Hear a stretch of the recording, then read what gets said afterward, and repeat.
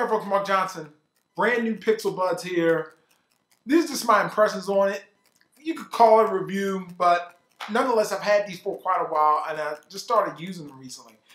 First thing you'll notice, the case. It's got this nice felt material on it. It's also a battery pack as well. It gives you about 25 hours of battery life. USB Type-C charging on the back.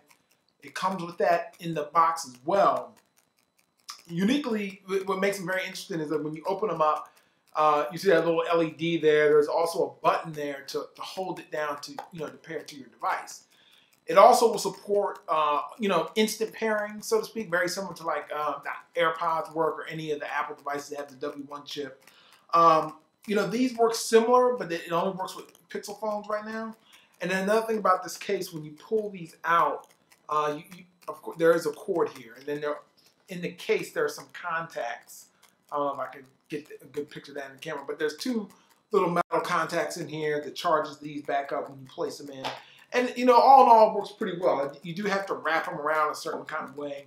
And then another thing with these Pixelbuds is that, of course, they have a string, and you can't cut the string, so definitely don't do that. It adjusts pretty nice here on the end there. There's a little, it's kind of hard to focus in, but nonetheless, you push it in and out. And actually, these things in my ear fit rather well. I was really surprised with that. They look, really slick. And they're not too bad. I mean, honestly, I think they sound really good. And even like a brief comparison to the AirPods, I think they actually sound a little bit better. But the only thing about them that makes them a little finicky is like on the right earbud, it has these gestures. You swipe left and back, and they can be a little flaky at times. You hold it down. You can use the Google Assistant, which is great.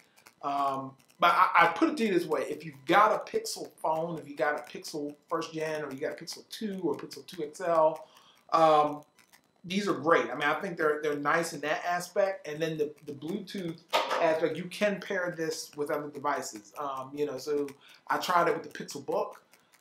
Using it there was a little, more manual than I would like. They don't, it doesn't work kind of like how iCloud does, where it will automatically show everything that you tie to your account. You've got to pair it individually, but it does work.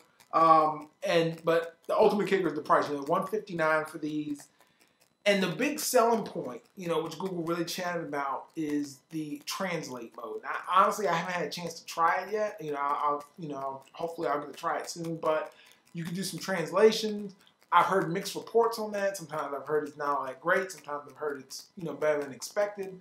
But, for $159, I'd be interested to see what they're going to do with the second gen, because I think the cord, although it's not too bad, it is kind of, I would say, more so limiting. Like, you can't just use one at a time. You'd have to have this wire dangling from your head. And another thing is that, the touch gestures. I mean, I think they need to at least maybe, I don't know, it just feels weird. I mean, it's hard to explain. Like, it's hard to tell what you're doing, and if you swipe one way, you can turn the volume down. But I will say this, that out of all the gestures on here, swiping forward to turn the volume up and swiping back actually is probably the most useful one. I do like that the most, because, one thing with the AirPods, you can't do that. So, that's pretty much the wrap up for these things. I mean, at $159, I'd probably say if they were around $100, it'd be a little bit more worth it for me. But thanks for watching. Be sure to check out the site techsnobs.com for more coverage.